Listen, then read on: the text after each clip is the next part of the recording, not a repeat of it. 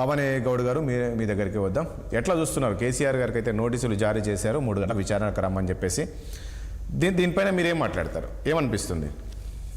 చూడ్డానికి ఏ విధంగా ఉన్నదో తెలంగాణ సమాజం మొత్తం చూస్తున్నదండి.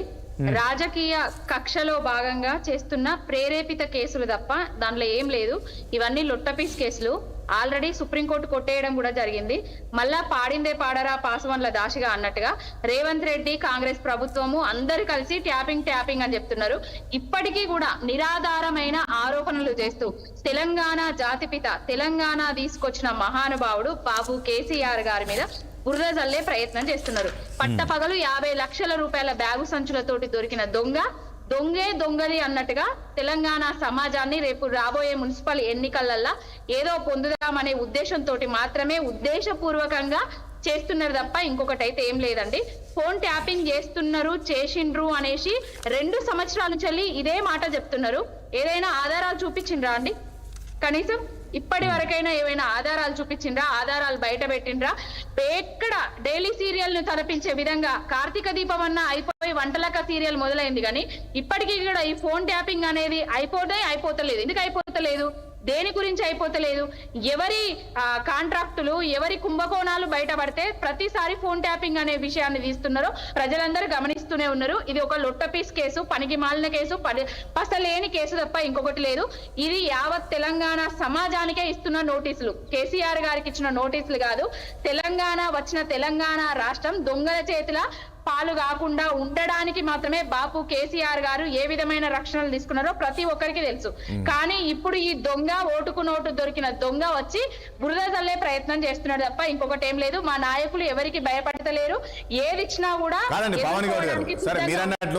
మీరన్నట్లు జాతిపిత కేసీఆర్ అంటున్నారు. తెలంగాణ సమాజం కేసీఆర్ నమ్మి తెలంగాణ అంతా కూడా కేసీఆర్ చేతుల్లో 10 ఏళ్ళు పెడితే వాళ్ళు ఏ రకంగా చేశారో విచ్చలవిడిగా, అంటే ఈ కేసుకు సంబంధించి మనం మాట్లాడడం చాలా ఉన్నాయి.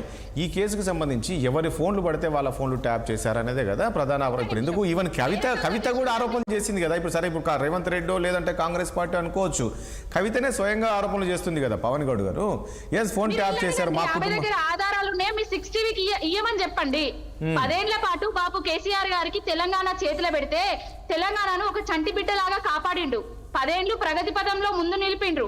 రైతు బంధు ఇచ్చిండ్రు, రైతు బీమా ఇచ్చిండ్రు, కళ్యాణ లక్ష్మి ఇచ్చిండ్రు, కేసీఆర్ కిట్ ఇచ్చిండ్రు, హైదరాబాద్ లో 4 దిక్కుల 4 టిమ్స్ హాస్పిటల్ ఏర్పాటు చేసిండ్రు, కాళేశ్వరం ప్రాజెక్టు కట్టారు, పాలమూరి రంగారెడ్డి ప్రాజెక్టు కట్టారు, ప్రతి ఎకరానికి నీళ్లు ఇచ్చిండ్రు. కానీ కాంగ్రెస్ అధికారంలోకి వచ్చి ఏం చేస్తున్నదండి? మన నీళ్లు ఎవరికి కుట్రలు చేసి పంపిస్తున్నది? సద్దులు కట్టి పంపిస్తున్నది. పదే మీరు అంటున్నారు కదా అండి, ఎవరైనా కూడా జర్నలిస్టులు కూడా తెలుసుకొని మాట్లాడాలి. తెచ్చిన తెలంగాణను బంగారు తెలంగాణ చేసింది బాపు కేసీఆర్ గారు. పసిలి పంటల తెలంగాణ చేసింది బాపు కేసీఆర్ గారు అండి. ఇందులో ఒకటి పవన్ గౌడ్ గారు ఒక విషయం అడుగుతాను. ఇక్కడ ఎందుకు కేసీఆర్ నోటీసులు ఇవ్వగానే మీరు కేటీఆర్ నోటీస్ ఇవ్వగానే అది ఎందుకు అంత గగ్గోలు పెడుతున్నారు? ఇప్పుడు ఏదో విచారణ అంటే అక్కడ తెలుసుకోవడానికే వాళ్ళు చేస్తున్నారు. వాస్తవాలు ఏంటో తెలుసుకోవడానికి, ఆరోపణలు వచ్చాయి కాబట్టి తెలుసుకోవడానికి వాళ్ళు నోటీసులు ఇస్తారు. ఆ నోటీసుల పైన ఇవ్వచ్చు, దాని తప్పేముంది? వెళ్ళి విచారణకు ఎదుర్కో రావచ్చు కదా. దానిపైన ఎందుకు అంత ఆ స్థాయిలో కాంగ్రెస్ పార్టీ పైన మీరు విమర్శలు చేస్తూ ఉన్నారు? తప్పేముంది? మీరే అంటారు కదా కడిగిన ముత్యంలా బయటకు వస్తామని. అలాంటప్పుడు ఎందుకు ఈ భయం? ఎందుకు చేయొద్దు? 2 సంవత్సరాల నుంచి వెళ్ళి కొండను దవ్వి ఎలక తోకను కూడా తీయలేదు ఇంతవరకు. పదే ఒక నాయకుడిని, ఒక వ్యక్తిత్వం ఉన్న నాయకుడిని, ఒక శిఖరం లాంటి వ్యక్తి మీద బురదల్లే ప్రయత్నాలు కాకపోతే ఇవేంటి అండి? ఇప్పటి వరకు కూడా ఏమన్నా ఆధారాలు చూపించిండ్రా? అదే కాళేశ్వరం ప్రాజెక్టు 1 లక్షల కోట్ల అవినీతి అన్నారు, కమిషన్లు అన్నారు, మళ్ళా ఏదో చేసిండ్రు. బాపు కేసీఆర్ గారిని విచారణకు పిలిచిండ్రు, విచారణ చేసిండ్రు. మళ్ళా ఇదే పదే రిపీట్ ఎందుకు చేస్తున్నారు? మీకు ఇచ్చింది 6 గ్యారంటీలను, 420 హామీలను నెరవేర్చడానికి. కాదండి, అది పని ఆ గవర్నమెంట్ వాళ్ళు చేస్తారు. ఇది సిట్టుకు సంబంధం ఎక్కడ చేస్తుందండి? నేనేమంటా, 6 గ్యారంటీలు ఎవరికైనా తెలంగాణ వాళ్ళకి వచ్చినాయా అండి? 420 హామీలు ఎవరికైనా నెరవేర్చిండ్రా అండి? ఏం చేస్తున్నారు? కేసీఆర్ కట్టిన ప్రాజెక్టులకి కొబ్బరికాయలు కొడుతున్నారు.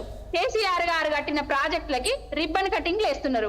కేసీఆర్ కట్టిన ప్రాజెక్టులకి గుళ్ళకి ఆన్గోయింగ్ ప్రాజెక్టులు అండి. అది ఎవరున్నా అవి కొనసాగేటివి, అవి ఆన్గోయింగ్ ప్రాజెక్టులు అంటారు. అవి కేసీఆర్ ఉన్నా, నెక్స్ట్ రేవంత్ రెడ్డి ఉన్నా, నెక్స్ట్ మరొకరు ఉన్నా, అది కంటిన్యూ అయ్యేటివి అవి. ఏదున్నా కూడా చట్టాన్ని గౌరవించే వ్యక్తులం కాబట్టి చట్ట ప్రకారంగా ఏదైనా ముందటికి వెళ్తామండి. రేవంత్ రెడ్డి ఈ కేసులు అన్నిటివి లొట్టపీసు కేసులు. రేవంత్ రెడ్డి కక్షపూరితంగా వ్యవహరిస్తూ చేస్తున్న కేసులు తప్ప ఇంకొకటి లేదు. పసలేని కేసులు అంతే తప్ప ఇంకొకటి లేదండి. ఎట్లా కేసీఆర్ రేపు విచారణకు వెళ్తారండి? మీరు చూస్తారు కదా వెళ్తారా వెళ్ళరా అనేది రేపు తెలుస్తుంది కదా.